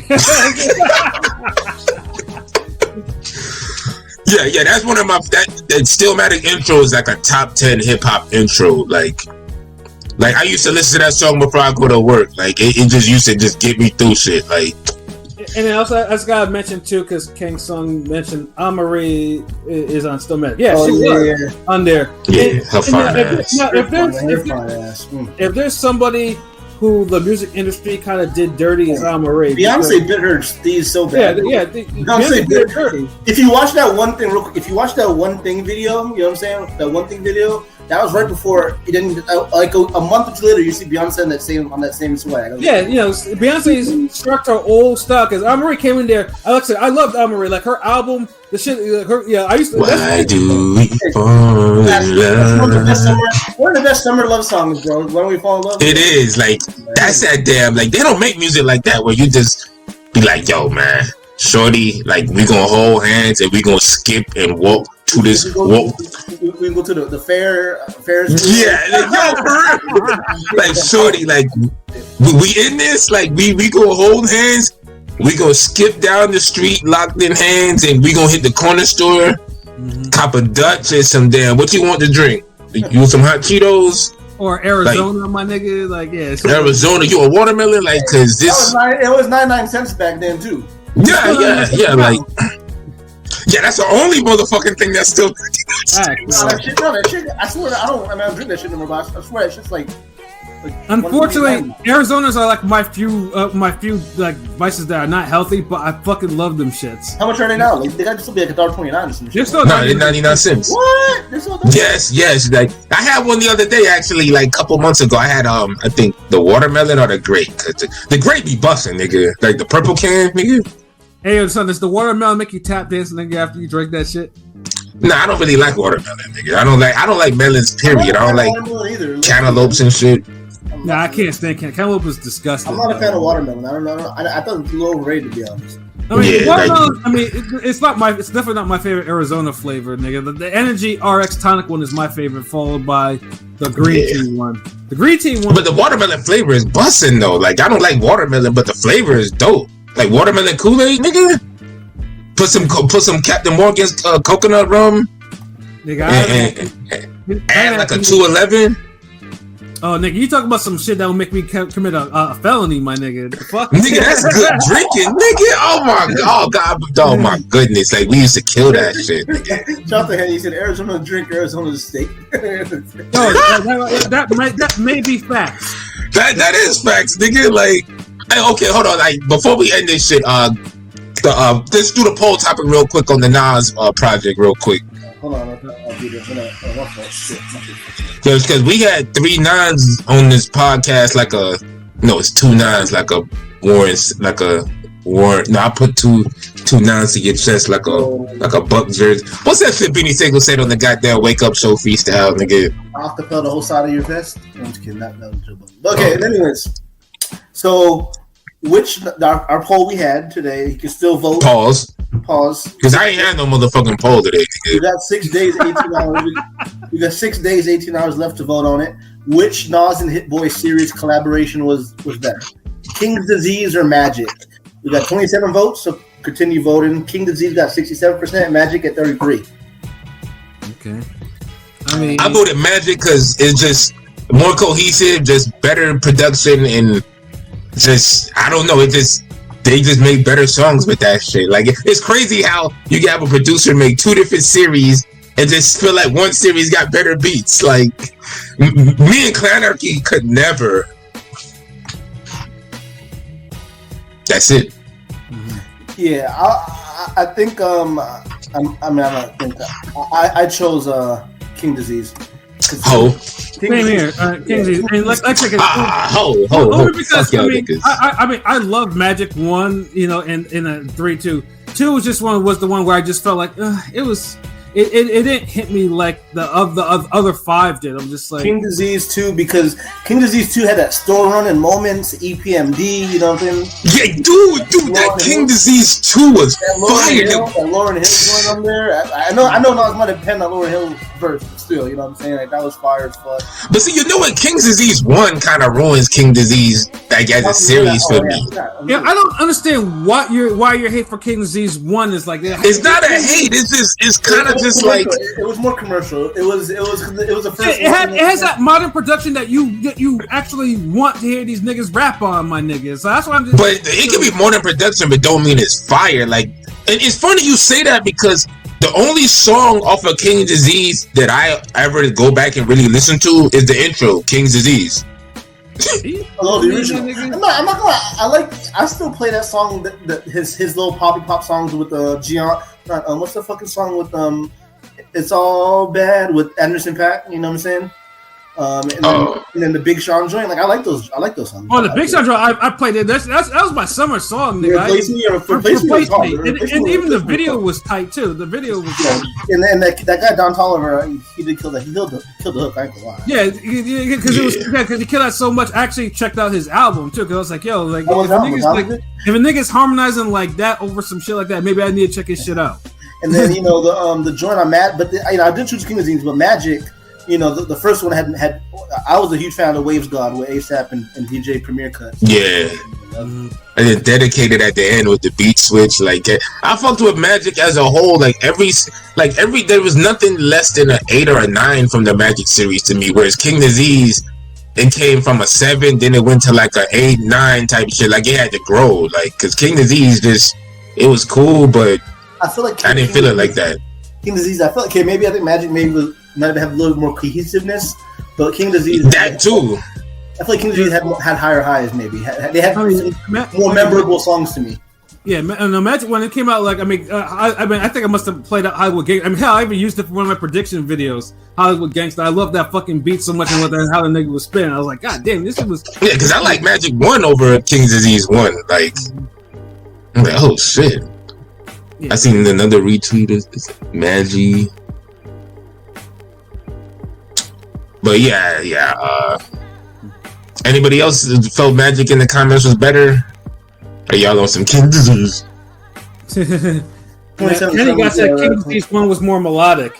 You melodious ass niggas. I like how like King Disease 1 had, you know, not even that many features, but it was like a commercial features, and then slowly but surely the features just kind of withered away as the albums went. You know what I mean? Yeah. Mm-hmm. I mean, he brought the firm back and all that shit, cool, but yeah, he did. Niggas just kind of struggle.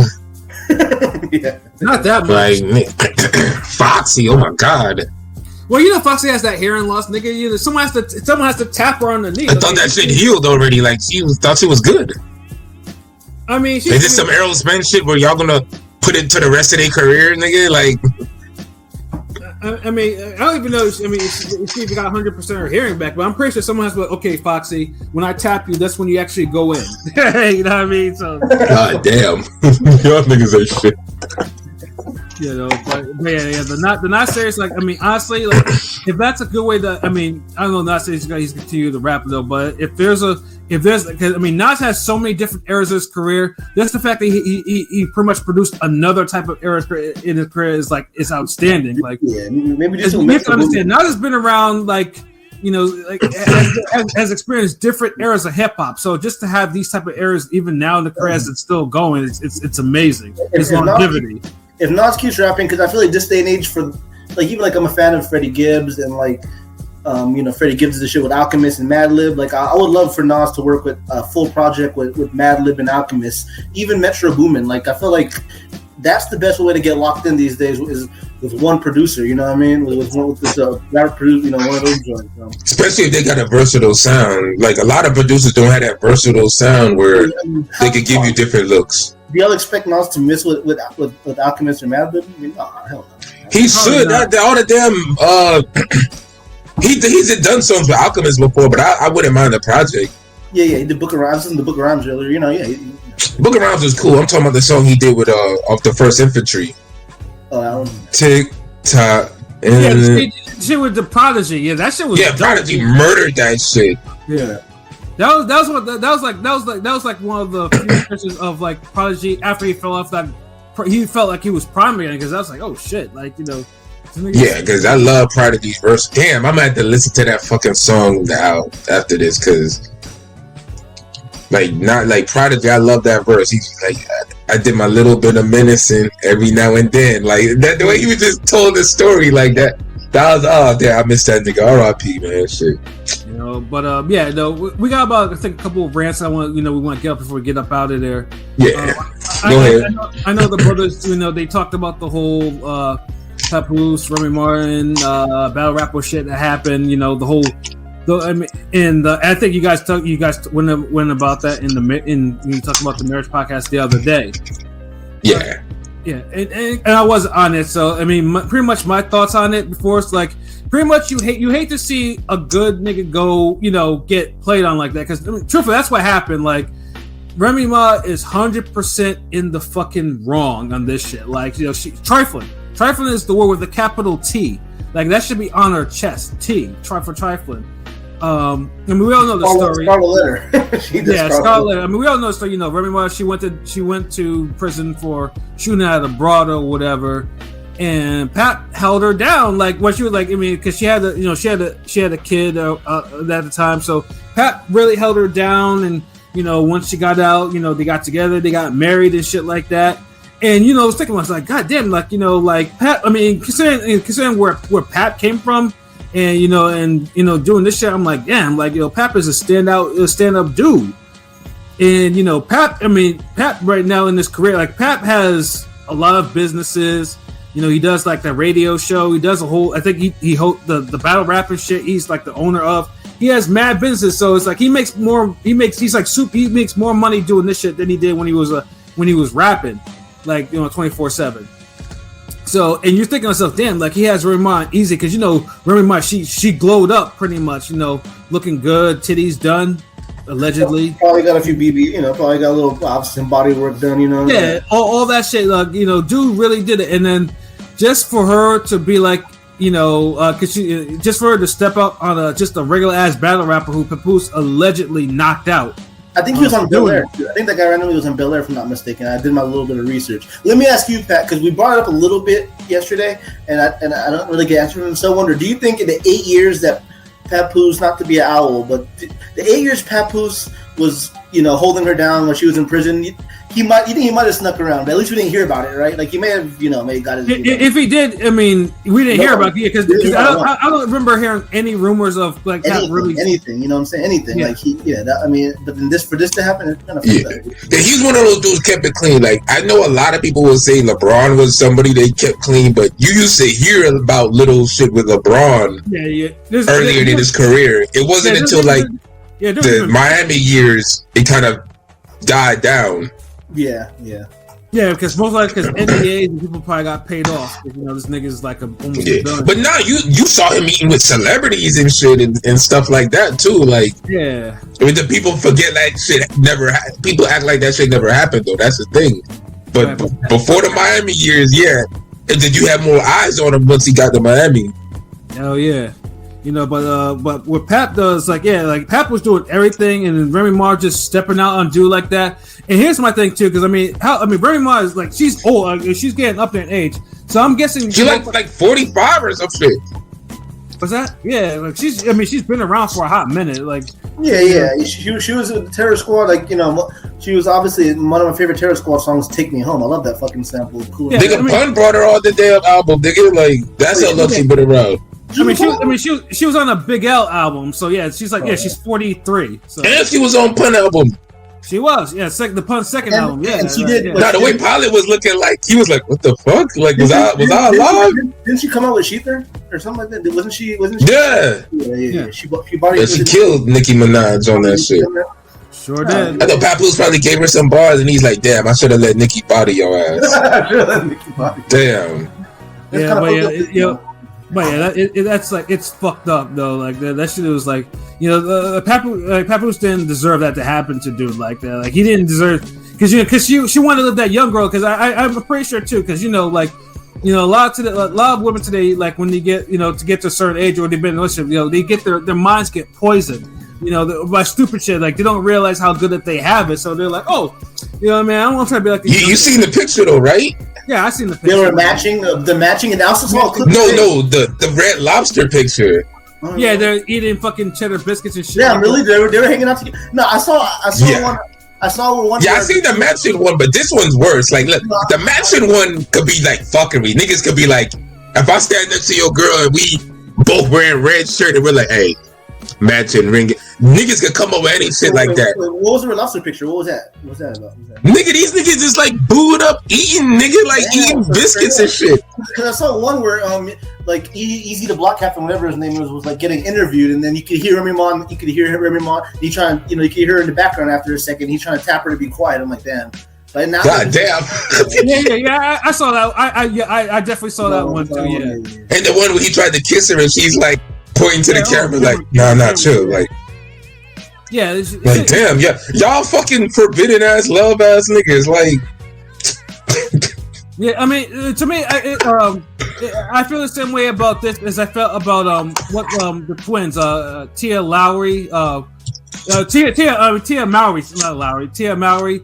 Because she divorced dude. Talk about she graduated and shit like that. Nah, nigga, you was right. You said Tia Lowry because she did throw salt in her own fucking beverage, nigga. Bars, nigga, bars.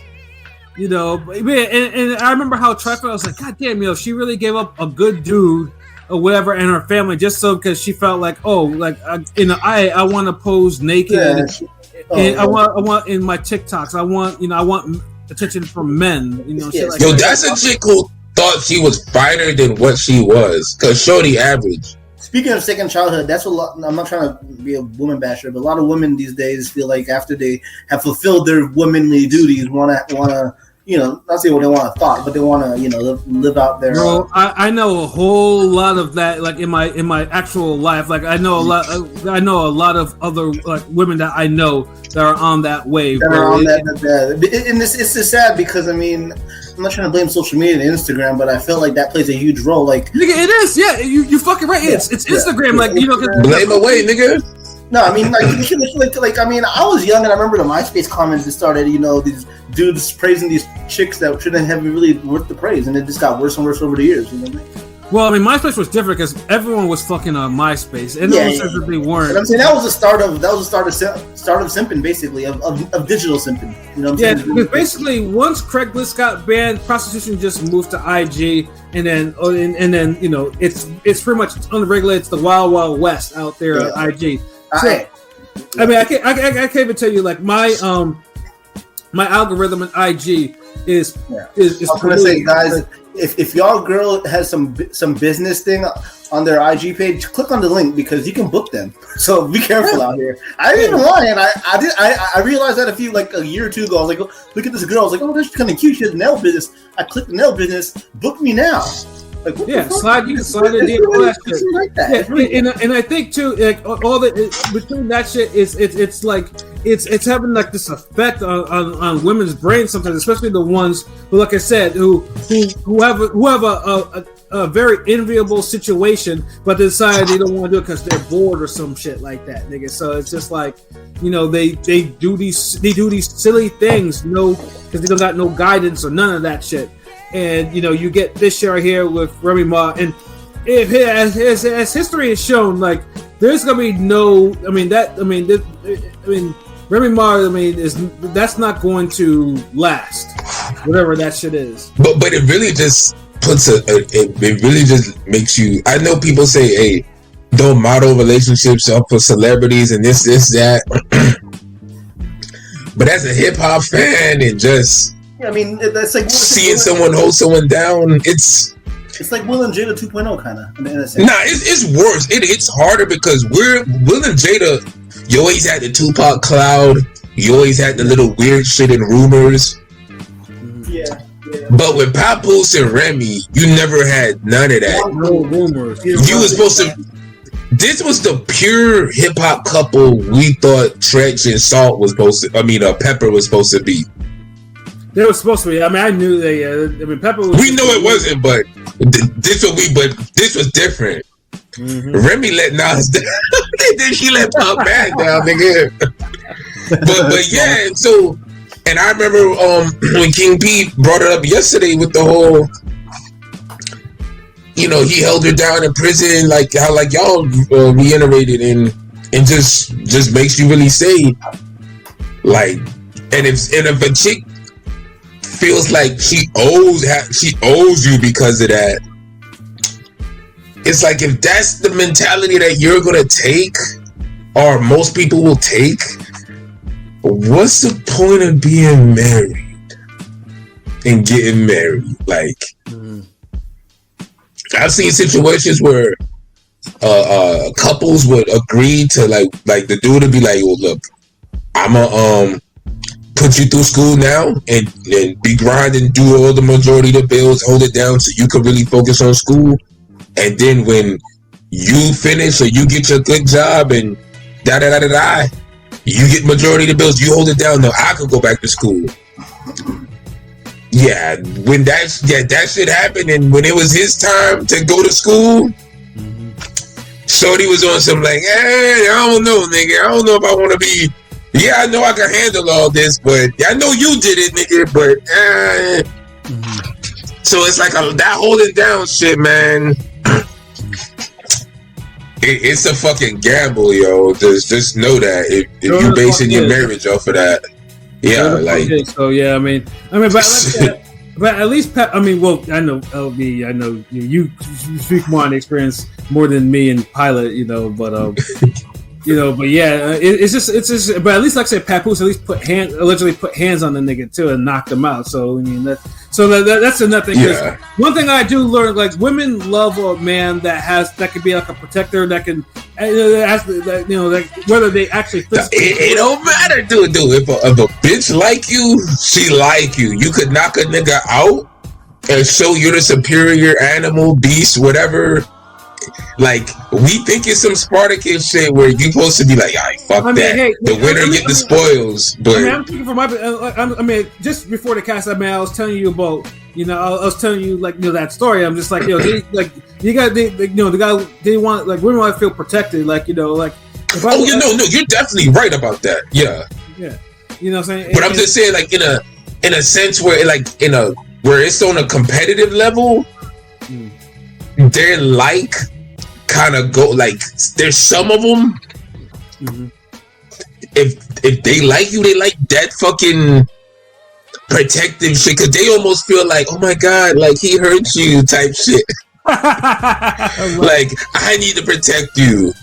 Mm-hmm.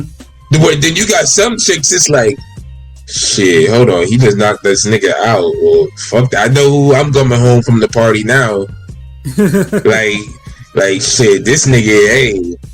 So it's crazy. So he could beat her ass. He beat his ass.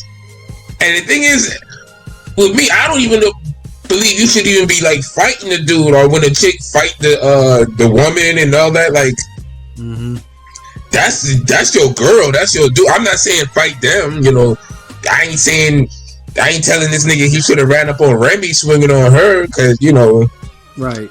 This might be a RIP show if that would have happened. Facts. Cause Remy's with the shits. Sure is. Like so yeah. It's sad, but I tell you, I just say this. The video's up. We gonna circulate it some more. Like if you're on our Facebook, it's on there. We probably gotta need to make some clips, put it on TikTok, whatnot. But if you know anybody that's about to get married or thinking about marriage, like, yeah, show them that video. Like, that's an hour and 14 minutes that could change their fucking life, yo. Yeah, you damn right. And he got Papoose ain't go at Fat Joe for this. He didn't wait 7 minutes and 23 seconds. Yeah, and that's true too, because that's right. They did have a little beef because I think Remy kind of took Fat Joe's side because Fat Joe probably isn't the battle rapper. Fat Joe is in the streets. He is in the streets. So they say Fat Joe beat up Papoose. But then Papoose made a whole song about saying he wasn't, and then he just lyrically destroyed dude. Yeah. So it's like, damn. So it's like, I don't know, man. Like, you might kind of look at this relationship as one of those. Papoose likes Remy more than Remy likes Papoose, and he's always going like extra hard where it's almost on some like they even might have chemistry, might be cool, but she's not really good for him because there's always some type of drama that's gonna come about, or maybe her circle, the whole Fat Joe shit attached to her. Like he just like he gets the worst elements from her or some shit. He loves her more, that's all it is. Nigga said Rep and Grove. See, what up, Miss Bitch? Yeah, I ain't seen you in here for a minute. Shuttleworth storytelling always the best. This is yo, she be wilding, yo. Oh man. But yo, I definitely got one more thing obviously to rant about before we get up out of here, man. It won't be a long rant though. But I'm pretty sure everyone knows what's going on with Deion Sanders lately. Obviously, unless you're living on the rock, everyone knows who Deion Sanders is. Football player, baseball player, rapper. A top 10 sports figure of all time. I don't care in terms of popularity and notoriety. Top 10 at least. Must be the money. Yo, that nigga was. I'm not gonna lie. That nigga was probably wilding with that song, though. I mean, like, even if you don't fuck with football, like, Deion Sanders is that nigga. Like, you're from Florida. You're from Florida, so yeah, you'd have to know.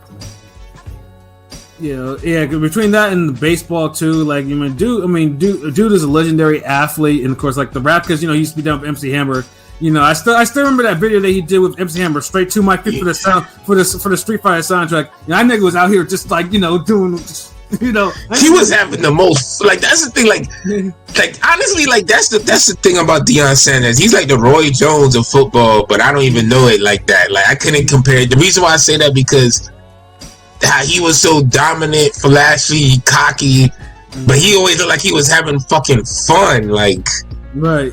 Like, if you was trying to convince a nigga to watch football, it's like, you'd say, like, watch this nigga play type shit. I mean, it's not urban legend. It's actually true. You know how, like, the NFL Combine, you know, he's at Florida State and he ran his 40. He literally ran his 40 and just ran straight out the building after that. You know what I'm saying? Like, you know, after you finish your 40, you know, you go back into your other drills. He ran his 40 and dipped out and ran, like, a 4.2 or some shit. You know, he's a special, Yeah, this nigga Rob said Deion, the absolute legend. Yeah, I mean, the only negative thing you've probably heard about Deion Sanders back in the day is because James Toney had to whoop his ass. Because, you know, Deion Sanders earlier does not know how to fight, and James Toney, you know, is James Toney. Hold on, wait, James Toney beat up Deion Sanders? Yeah. When the fuck was this? Wow, like, damn, like, I've never heard of that. I think this is like when they were in college and shit. Like, this wasn't like, this was probably, but, you know. I mean, you can't do everything. You can't be the great. You can't be the goat at everything. Right, exactly. Damn, if you gotta go back to like a scuffle with like an all-time great boxer, a future all-time great boxer in college, nigga, like, you're like untouchable. Like, remember, didn't he like have like one of the best divorce wins ever? Yeah, with Pilar, like, it was something that happened. And he had his own TV show too, like. Yeah, I forgot he actually had his own fucking TV show. Like, he was that nigga. When it comes to popularity, you know, Ali, I mean, in America, Ali, Michael Jordan, you know, Tyson, Deion Sanders is right behind him. You know, Shaq, Magic, he's right there. Deion's right there. Yeah. He was. I feel like when I was young, he was the face of the NFL. When I was in the 90s, Pat, am I wrong? It always kind of felt that way. I feel you. Yeah.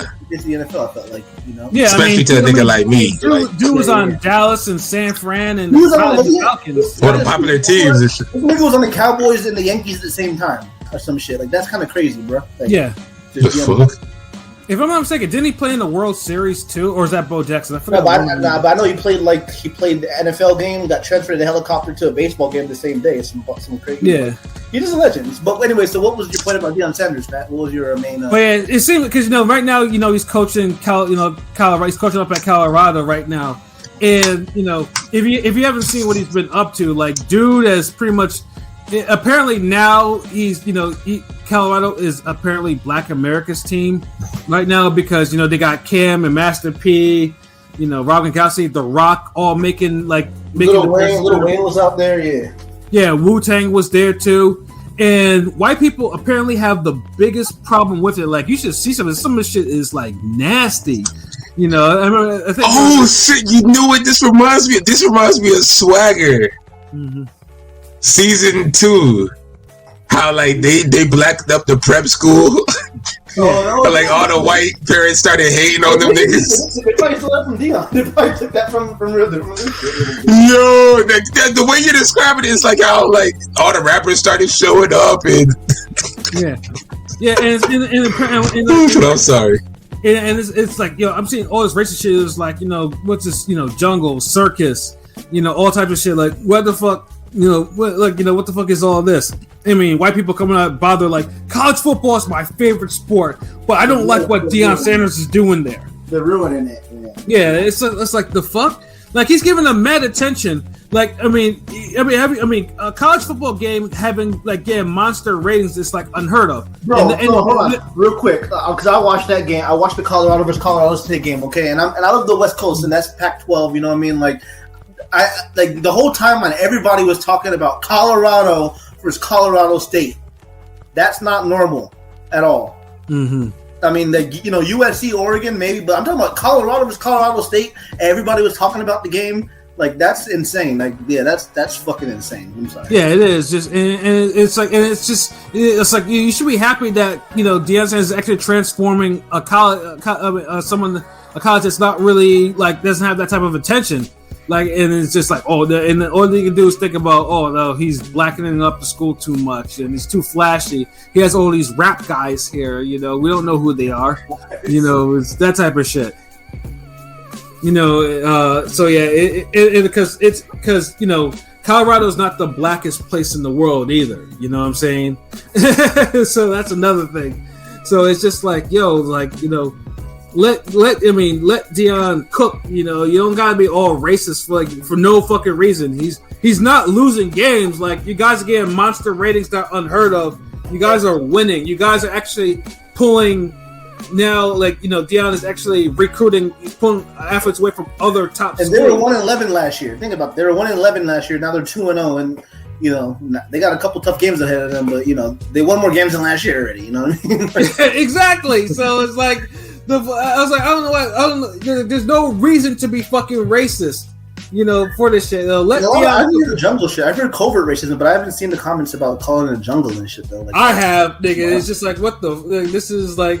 But that's how it is, because it's like, a nigga ain't supposed to shine. Like, a nigga could shine, but he ain't supposed to shine. Like, right. Yeah. And it's especially when you look untouchable. Mm-hmm. And Deion, like, we just went on a whole monologue about how Deion has basically been untouchable, or like just been that dude forever, yeah. And yeah, so they hate that, like, because this is like you keep thinking it's done, like he's finished, like he's gonna just chill, but keeps adding more icing to the cake, more cherries on the pie, like you just keep saying, damn, like it's just busting. Like, it's like you had a dope restaurant and you're like, yo, bring me a little bit of everything, and the nigga just keep coming out with a fire appetizer, fire plate. You're like, oh shit, all right, keep it coming. Like, and they hate that shit. That shit burns their fucking soul. It does, like, it's like, instead of just like, hey, we're winning. Nah, we ain't winning the old American way. Yeah, that apple pie flat butt way. You know what I mean? And his son's, like, I'm a Rams fan. I want his son on my team. I want his son as my quarterback, Shedeur Sanders. Like he got two of his sons playing on the team and balling out, type of shit. Like, they don't like it when nepotism's the other color. You know what I mean?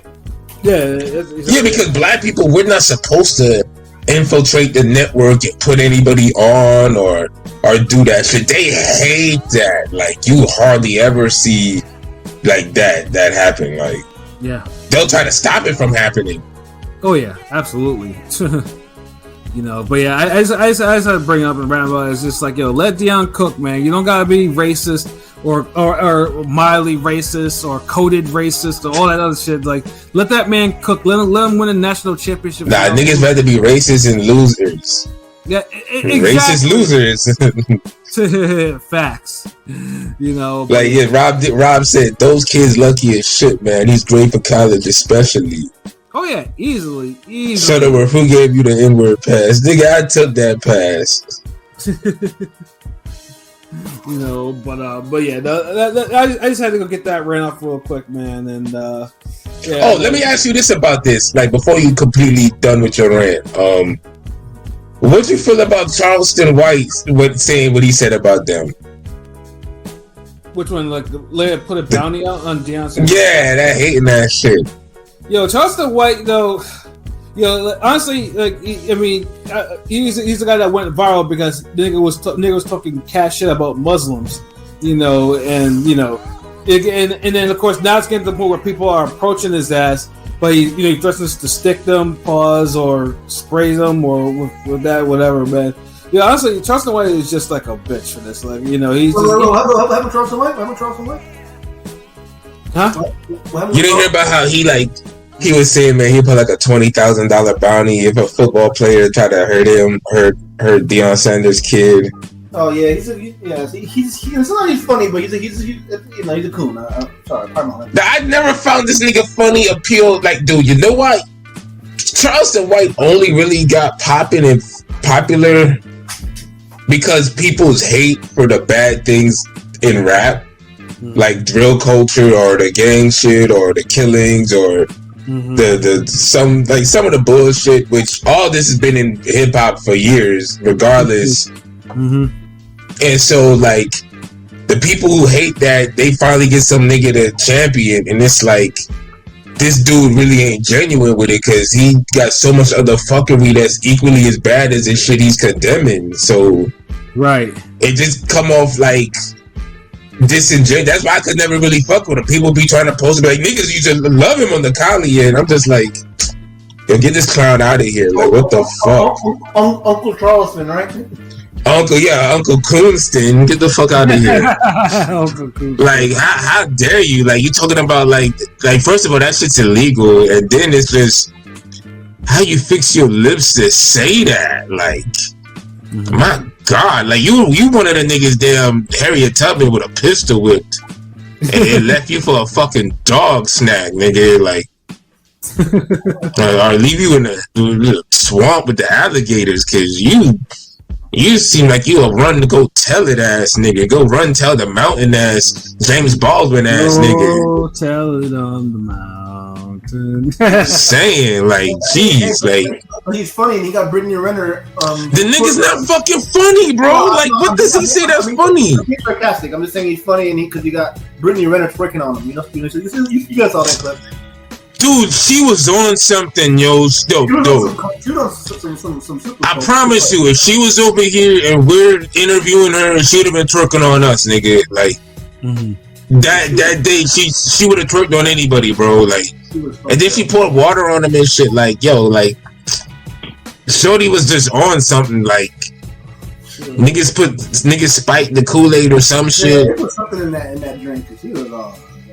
Yeah, like how them dreads say, lizard was in the a lizard tail was in the blunt.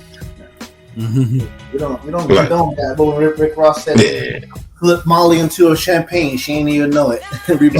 Nah, she smoked the dirty, ain't even know it. Like, she just tweaking like the water. Like, what the fuck? Like, oh man, like why you even put them together? Like, like, yeah. So yeah, like that's just some joke shit. It's bad enough the crackers is hating on Dion. Like, we don't need it from internal. That's all I'm saying. So, well, I mean, the coach last week, the Colorado State coach, before the game or that week was saying, "Oh, when I talk to an adult, I make sure I take my hat and my glasses off." And he's a black dude, he was one of those light skinned black dudes, but he was black. You know what I'm saying? And for him to say that was pretty. Hold on, he's speaking to Dion about that? Like, it was the coach, Colorado State coach that was facing him that week. He's like, when I talk to, because Deion Sanders always wears his glasses and his hat. He's like, when I talk to an adult, my mom always taught me that I take my glasses and hat off when I speak to adults. You know what I mean? Yo, what kind of damn? Yes, suppose I steps in and talks to you properly, and what the fuck? Like, so you mean to tell me like we out here in the hot sun baking and shit? And anytime I run and talk to another grown man and I'm in a position where I'm going to be around a lot of other grown men because I'm in a sport, I'm going to just run and take off my hat and glasses?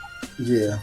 If you don't get that cool ass shit the fuck out of here, yeah, it was like some of you niggas that say anything. I mean, if it was a white coach, obviously that'd be a little bit more racial, but it was a black coach, which kind of makes it. That's why I said it was cool ass shit, because who fixes their lips to say that shit? But then Deion flipped it smart. He ended up making millions off sunglasses the day after. As he should. Like, oh my God, like what the fuck? Like, see, that's the type of the senseless, meaningless hate that I just be like, that's another nigga that the Harriet Tubman with a pistol whip. Like, like, jeez, like, oh yeah, y'all niggas would have made it through slavery, like, or. God, I'm disgusted. It would have been in the house, so. Nah, don't let's stop that. Like, dude, the house was the most dangerous place for a slave to be, bro. Like, I've read like countless literature on the subject. I got books I could verify, prove. Like, you were always better off being a nigga in the fields. Like, I promise you. Damn, okay. Nah, I'm sick, dude. You be a nigga in that house, and you a nigga like me, and yeah. And then niggas be molesting you and doing all types of crazy shit, and oh yeah. And then remember, you got the mistress there, you got the fucking the master dog. Dude, don't get me started, nigga. Right. It would have been worse, probably. Yeah, you're right. Yeah, probably though. It's a fact, bro. Like, Oh, bro, like I got books for days on this shit, nigga. When you in the field, you only had to deal with the overseer, nigga. But if you just kept your head down and did what you was doing and kept it moving, you good, nigga. Sing your Negro spiritual, keep it moving. Right. But in the house, you had to run. You had to be on your fucking P's and motherfucking Q's, nigga. And if you was on your P's and Q's too good, that might be a problem. They probably end up killing you and shit for sure. Yeah. Oh my God. There's so many examples. Shit, like you're a woman, you gotta damn nurse the babies, and if the baby having trouble sleep, or you're a fucking like an ottoman, you're like a seat cushion for these niggas' feet. Like it's real shit. Like oh my God, like I can totally believe it. But it's kind of it's fucked up. Man. Yeah, it's a lot. Like I mean, it's a lot. Like that's why I'm always asking for my fucking reparations, cause shit, niggas done been traumatized with this shit. Master Colonel Shuttleworth, what the fuck?